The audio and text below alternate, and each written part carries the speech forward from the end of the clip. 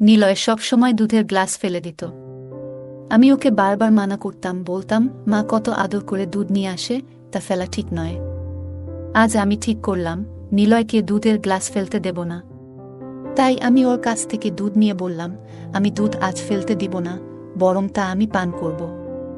আমি দুধটা পান করলাম, তারপর আমার সাথে যা হলো তা আমি কখনো ভাবতেই পারিনি। আমার নাম সুমি, আমি 30 বছর বয়সী। আমি দেখতে অনেক সুন্দর আর আমার চেহারা অনেক মায়াবী। তাই আমাকে অনেক কম বয়সী মনে হয়। আমি বিধবা হয়ে শ্বশুরবাড়ির লোকজনের সাথে থাকি। একদিন আত্মীয়ের বাড়িতে একটা বিয়ের অনুষ্ঠানে দেখা হয়েছিল সুমনের সাথে। আমার মা বিধবা ছিলেন এবং আমাকে একা বড় করেছেন। আমাদের পরিবারে আর কেউ নেই, তাই আমি ছিলাম মায়ের একমাত্র ভরসা। 18 বছর বয়সেই আমি মায়ের চোখে সংসারের বোঝা হয়ে গেলাম। ছেলেদের পক্ষ থেকে অনেক চাহিদা থাকত। যৌতুকের জন্য মা অনেক চিন্তিত ছিলেন। মা ছিলেন সাধারণ গৃহিণী, ছোটখাটো চাকরি করতেন। যৌতুকের চাহিদা মেটাতে পারতেন না, তাই বিয়ে হচ্ছিল না। আমার বয়স বেড়ে গেল 25 বছর। মা দিন দিন অসুস্থ হয়ে পড়ছিলেন, তার ঘুম আসত না। তিনি প্রায়ই বলতেন, মরে যাওয়ার আগে তোমার বিয়ে দেখে যেতে চাই। মায়ের কথায় আমারও মন খারাপ হতো। আত্মীয়রা আমাদের অবস্থা দেখে সহানুভূতি দেখাত, মা তাদের থেকে দূরত্ব বজায় রাখতে শুরু করলে। আত্মীয়ের বাড়ি যাওয়া বন্ধ করে দিলেন একটা বিয়ের কার্ডের জন্য। তিনি ছিলেন খুশি কিন্তু মর্মাহত, কারণ তার ছেলে ছোট ছিল এবং মা ম্যাচমেকার হিসেবে কাজ করায় সম্পর্কটা তার হাত থেকে বের হয়ে গিয়েছিল। আমি বলেছিলাম, আমরা অবশ্যই একসাথে যাব এবং আনন্দ করব। বহুদিন আমরা মামে কোথাও যাইনি। তাই সাদা কুর্তি পরে সারা লাল রঙের দোপাট্টা দিয়ে বিশেষ সাজে বিয়েতে গিয়েছিলাম। সেখানে সুমন এবং তার মা ছিলেন। সুমন আমাকে প্রথম দেখায় পছন্দ করে এবং সেইভাবেই আমাদের বিয়ে ঠিক হয়ে গেল। বিয়ের পর সুমনের বাড়িতে এসে আমি নিজেকে ভাগ্যবান মনে করতাম। সুমন আমার সব চাহিদা পূরণের চেষ্টা করত। শাশুড়ি কখনো ভালো স্বভাবের ছিলেন না, কিন্তু আমি তা অগ্রাহ্য করতাম, কারণ পরিবারের ছোটখাটো বিষয় ঘটেই থাকে। 5 বছর সুখে কেটে গেল, বুঝতেই পারিনি। তবে সুমন আমার মাকে বেশি গুরুত্ব দিত না। আমার গল্পগুলো তোমরা শুনো, কিন্তু সাবস্ক্রাইব করো না। দয়া করে গল্পগুলো ভালো লাগলে চ্যানেলটি সাবস্ক্রাইব করো। তিনি বলতেন, তোমাকে ছাড়া এক মুহূর্ত থাকতে পারবো না। তাই আমাকে বাবা মায়ের বাড়িতে থাকতে দেননি। একদিন আমার মা গুরুতর অসুস্থ হলে সুমন আমাকে সেখানে থাকতে অনুমতি দিয়েছিলেন। বললেন, তুমি আজ মায়ের সাথে থাকো, আমি কাল নিয়ে যাব। আমি মায়ের কাছে থাকতে চেয়েছিলাম, কিন্তু সুমনের কারণে পারিনি। মায়ের সাথে রাতে থাকলাম, কিন্তু জানতাম না এই থাকা আমার জীবনকে বদলে দেবে। সুমন আমাকে ছেড়ে চলে গেলেন এবং ফিরে এলেন না। মাকে স্যুপ খাইয়ে বিছানায় শুইয়ে দিলাম। বিয়ের আগে যেমন তার পাশে ঘুমাতাম তেমন করেই। মাঝরাতে একটা ফোন এলো যা আমার পৃথিবীটা উল্টে পাল্টে দিল। সুমনের ছোট ভাই সুনীল ফোন করে জানালো, ভাই এখন আমাদের সবাইকে ছেড়ে চলে গেছেন। শুনে মনে হলো পৃথিবীটা ভেঙে পড়েছে। তুমি ভুল বলছো, আমার সুমনের কি হয়েছে? ফোন কেটে গেল। আমি মায়ের ডাকে সাড়া না দিয়ে ছুটে বের হলাম। মাকে কিছু বলার সাহস পেলাম না, পাগলের মতো রিকশায় উঠলাম। সুনীল ঠাট্টা করছে নাকি সুম্মি আমাকে ফোন করতে বলেছে? আমি প্রার্থনা করছিলাম যেন কিছু না ঘটে। শ্বশুরবাড়িতে পৌঁছে দেখি ভেট। সুমনের প্রাণহীন শরীর দেখে আমি জ্ঞান হারালাম। যখন জ্ঞান ফিরল, তখন সুমনের শেষকৃত্য সম্পন্ন হয়ে গেছে। শোক যেন আমাকে গ্রাস করল। বারবার তার হাসিমাখা মুখটা মনে পড়ছে। সে বলতো, আমাকে ছেড়ে যেও না, না হলে আমি মরে যাব। বিয়ের পর প্রথম রাতেই সে আমাকে ছেড়ে চলে গেল। 3 দিন কেটে গেল। শ্বশুর বলল, আমি জানি না। সুনীল চিৎকার করছে। সুমন মেঝেতে পড়ে আছে। সুমনের মৃত্যু দেখে আমি নিস্তব্ধ হয়ে গেলাম। ভাবলাম, যদি সেই রাতে তার সাথে থাকতাম তাহলে হয়তো তাকে বাঁচাতে পারতাম। মৃত্যু আমার কাছে এক ধাঁধার মতো হয়ে গেল। 3 মাস পর আমি মায়ের বাড়ি যেতে চাইলাম, কিন্তু শাশুড়ি বললেন, তোমার মধ্যে সুমনের সুবাস আছে, তোমাকে যেতে দেব না। আমি মাকে জিজ্ঞেস করলে মা বললেন, তুমি যদি শ্বশুরবাড়িতে থাকতে চাও, আমার আপত্তি নেই। কিছুদিন পর মায়ের অবস্থার অবনতি ঘটল। শ্বশুরবাড়িতে ফিরে আসতে হলো। সেখানে পৌঁছে শুনলাম এমন কিছু যা শুনে আমি আর মা হতবাক হয়ে গেলাম। আমরা আশা করিনি যে সুমনের মা আমাদের বাড়িতে আসবেন এই বিষয়ে কথা বলতে। মা বললেন, আমি একা সিদ্ধান্ত নিতে পারবো না, সুমির মতো জানতে হবে। শাশুড়ি আমার মতামত জানতে চাইলে বললাম, আমি সুমনের প্রতি অবিশ্বস্ত হতে পারি না এবং সুনীলকে বিয়ে করতে পারি না। শাশুড়ি আমাকে প্রত্যাখ্যান করতে বললেন। আমি সুমনের বউ হয়ে সেই বাড়িতে গিয়েছিলাম, এখন সুনীলের বউ হয়ে যাওয়া মেনে নেওয়া কঠিন। বিছানায় শুয়ে সুনীল ফোন করে বলল, আম্মুর অবস্থা খুব খারাপ, তুমি একবার আসলে হয়তো তিনি ঠিক হয়ে যাবেন। রোহিতকে বললাম, আমি বিয়ে করতে চাই না।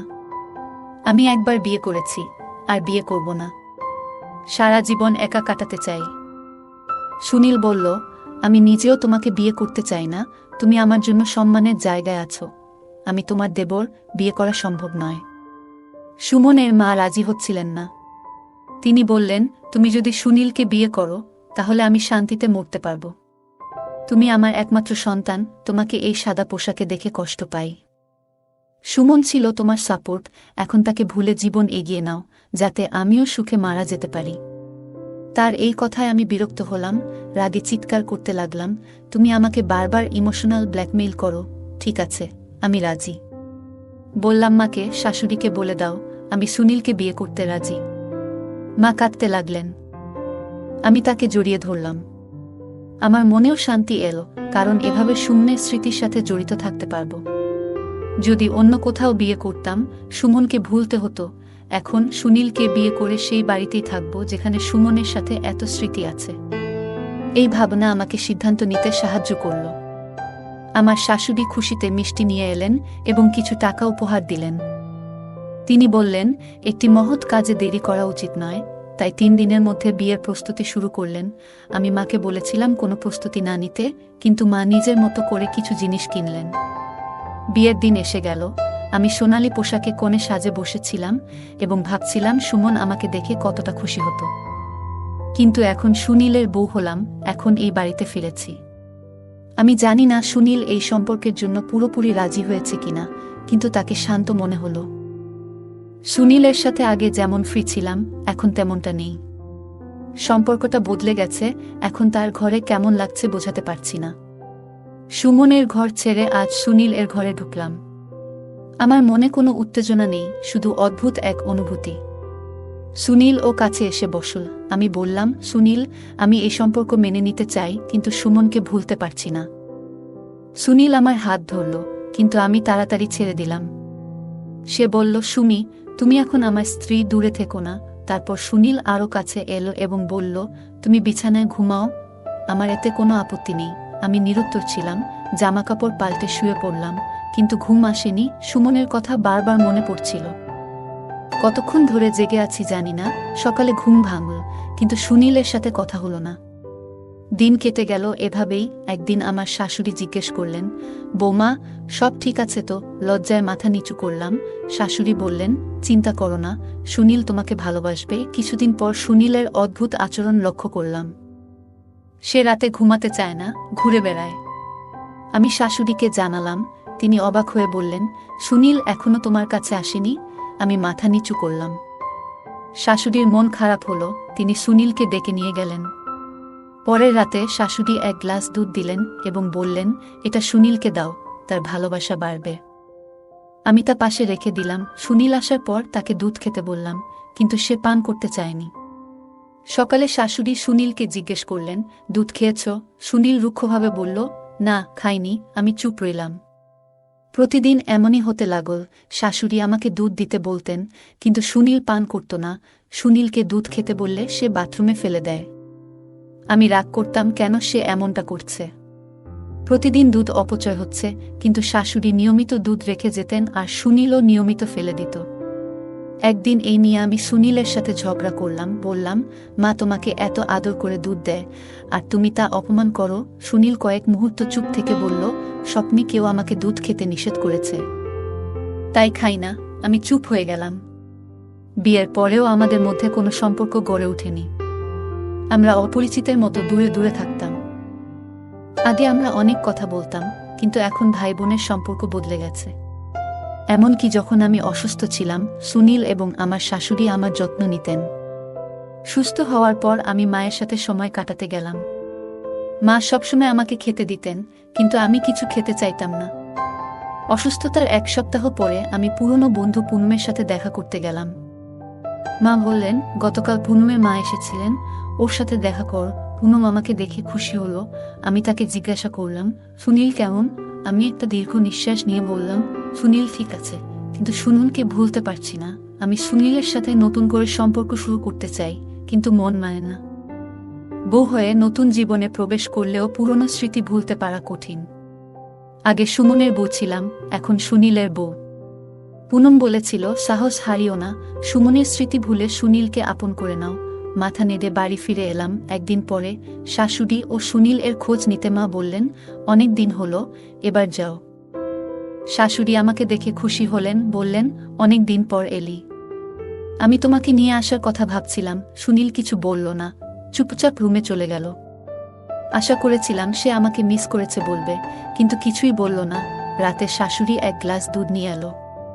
সুনীল দুধ ফেলে দিতে শুরু করলে বললাম, মা এত যত্ন করে দুধ দেয়, তুমি কেন ছিটিয়ে দাও? রোহিত বলল, স্বপ্নে কেউ আমাকে দুধ খেতে নিষেধ করেছে। আমি চুপ হয়ে গেলাম। বিছানায় শুয়ে সুনীল এর জন্য অপেক্ষা করতে করতে হঠাৎ সুমনের স্বপ্ন দেখলাম। সে বলল, তোমার যদি ভালোবাসা থাকে এখান থেকে চলে যাও। ঘুম ভেঙে উঠে দেখলাম রুমে সুমন নেই। শাশুড়িকে বললাম, কিছু না, সব ঠিক আছে। মনে হচ্ছিল সুমন আমার কাছে এসে বলছে, এখান থেকে চলে যাও। সুমনের স্মৃতি ভুলতে পারছিলাম না। শাশুড়ি জিজ্ঞেস করলেন, তুমি ভালো আছো তো? আমি বললাম, হ্যাঁ, সব ঠিক আছে, কিন্তু মন থেকে সুমনকে ভুলতে পারলাম না। বুঝতে পারছিলাম না কেন সে আমাকে এভাবে বলেছিল। আমি অসহায় হয়ে কাঁদতে লাগলাম। সুমন বলেছিল ভালোবেসে জীবনকে নতুন করে সাজাতে। আমি হতাশ হয়ে সোফায় পড়ে গেলাম। শ্বাস নিতে কষ্ট হচ্ছিল। শাশুড়ি কাঁদতে লাগলেন। আমি বললাম, কি হয়েছে মা? কেন এভাবে কাঁদছ? শাশুড়ি বললেন, কিছু না সোনা, কিন্তু আমি জানতাম কিছু একটা আছে। কিছুক্ষণ পর শাশুড়ি বললেন, তুমি যখন প্রথম এলেই আমি ভাবলাম তুমি আমার ছেলের জন্য পারফেক্ট, কিন্তু সুনীল তোমায় দেখে কষ্ট পেয়েছে, কারণ সে মনে মনে তোমাকে চেয়েছিল। আমি অবাক হয়ে বললাম, কিন্তু কেন? শাশুড়ি বললেন, সুনীল প্রথম থেকেই তোমায় পছন্দ করত, কিন্তু আমি বুঝতে পারিনি। ওর জন্য এটা বড় ধাক্কা ছিল। আমি ভাবলাম, কিভাবে এমন হলো? শাশুড়ি বললেন, সুনীল এর চোখে তোমার প্রতি আকর্ষণ ছিল। ওর সাথে এই নিয়ে অনেকবার কথা বলেছি, কিন্তু ও মানতে চায়নি। সুনীল খুব রেগে গিয়েছিল এবং বলেছিল, তুমি সবসময় আমার থেকে সবকিছু কেড়ে নাও। এবারও তাই করেছ। সে খুব কষ্ট পেয়েছিল এবং তার ভালোবাসাকে মনের গভীরে চেপে রেখেছিল। আমার মনে পড়ল, একদিন সুনীলের সাথে সুমনের ঝগড়া হয়েছিল। শাশুড়ি বলল, রোহিত তোমাকে ভালোবাসত, কিন্তু সুমনের জন্য সে কিছুই করতে পারেনি। এখন তোমার কাছে সবকিছু খুলে বললাম। সুনীল তোমার সম্পর্কে ভুল অভিযোগ করেছিল, তাই প্রথমবারের মতো তুমি রাগে ওর উপর হাত তুলেছিলে। কিন্তু যখন সুমন সুনীলকে আঘাত করেছিল, সুনীল প্রতিশোধে উন্মত্ত হয়ে বড় ভাইয়ের দিকে তেড়ে যায়। আমি ওদের থামানোর চেষ্টা করেছিলাম, কিন্তু কোনো কাজ হয়নি। সুনীলের হাত থেকে সুমন মারা গেল। আমি তখন গর্ভবতী ছিলাম এবং আর কোনো সন্তান হারাতে চাইনি, তাই সবাইকে বললাম সুমন ঘুমের মধ্যে হার্ট অ্যাটাকে মারা গেছে। সুনীলের জন্য। সুমনের মৃত্যু ছিল এক কঠিন অভিজ্ঞতা। কিছুদিন পর আমি তোমাদের বিয়ের ব্যবস্থা করেছিলাম, যদিও সুনীল তখনও সুমনের মৃত্যুর কারণে মানসিকভাবে বিপর্যস্ত ছিল। বিয়ের প্রথম রাতেই সুনীল তোমার কাছে এসে সুমনের মুখ দেখতে পেয়েছিল। ভয়ে সে তোমার কাছ থেকে দূরে চলে যায়। আমি জানতাম সুনীল এর মধ্যে গভীর দুঃখ ও অপরাধবোধ ছিল, তাই আমি চেয়েছিলাম তোমাদের সম্পর্ক স্বাভাবিক করতে। আমি চেয়েছিলাম সুনীল যেন শান্তিতে থাকতে পারে, তাই তাকে দুধে কিছু মিশিয়ে দিতাম যাতে সে তা পান করে চেতনা হারায় এবং সবকিছু ভুলে যায়। কিন্তু সুনীল সেই দুধ খেত না, কারণ তার মনে সুমনের প্রতি অপরাধবোধ ছিল। সুনীল বুঝতে পারছিল সুমনের আত্মা যেন তাকে তাড়া করছে, তাই সে আর তোমার কাছে আসতে সাহস করত না। সে যখন সুমনকে সামনে দেখে, সুনীল ভয়ে পালিয়ে যায় এবং বারবার ক্ষমা চায়। আমি কিভাবে ক্ষমা করব, যে আমার ছেলেকে আমার কাছ থেকে ছিনিয়ে নিয়েছে, আমার ঘর ধ্বংস করেছে, শুধুমাত্র একজন নারী পাওয়ার জন্য? সুনীল যদি আগে বুঝত, পরিস্থিতি অন্যরকম হতো। কিন্তু এখন অনুতপ্ত হয়ে আমি তাকে বুঝিয়েছি যে তাকে সুমির সাথে থাকতে হবে। তাকে সম্মান ও ভালোবাসা দেওয়ার চেষ্টা করুক, সে তার স্ত্রী।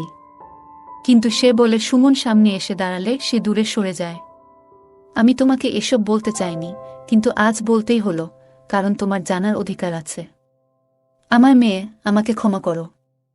আমি অসহায় মা, আমার আর এক ছেলেকে হারাতে চাই না, লোকেদের কাছে মিথ্যে বলেছি। শাশুড়ি হাত জোর করে বলেছিল, কিন্তু আমার পিঠে যেন পাহাড় ভেঙে পড়ল। রুমে গিয়ে শুয়ে পড়লাম। সুনীল এর আচরণ মনে পড়ছিল। আমি ব্যাগে জামাকাপড় রাখতে গিয়ে নিঃশ্বাস বন্ধ হয়ে গেল। সিদ্ধান্ত নিলাম আর আসব না। মাকে বলিনি, কারণ চাইনি মাও কষ্ট পাক। সুনীল বারবার মাফ চাচ্ছিল, কিন্তু সম্পর্ক রাখতে চাইনি। মা কিছু জানত না। প্রতিদিন সুমনের কাছে ক্ষমা চাই, বলি সে তোমার খুনি ছিল না। সুমন হাসে, আমি তৃপ্তি পাই। আস্তে আস্তে সবকিছু স্বাভাবিক হয়। সুনীল আগের থেকে এখন অনেক পরিবর্তন হয়, আর আমার শাশুড়ির কথা চিন্তা করে এখন আমি সুনীল এর সাথে সংসার শুরু করি। কারণ এখন আর কিছু করার নাই। কারণ যা হবার তা তো হয়ে গেছে। চাইলেও তো তা ফিরে পাবো না। গল্পটা কেমন লাগলো জানাতে ভুলবে না। আরও মজার মজার রোমান্টিক গল্প শুনতে চাইলে ভিডিওটি লাইক, শেয়ার এবং চ্যানেলটি সাবস্ক্রাইব করতে ভুলবে না। ধন্যবাদ।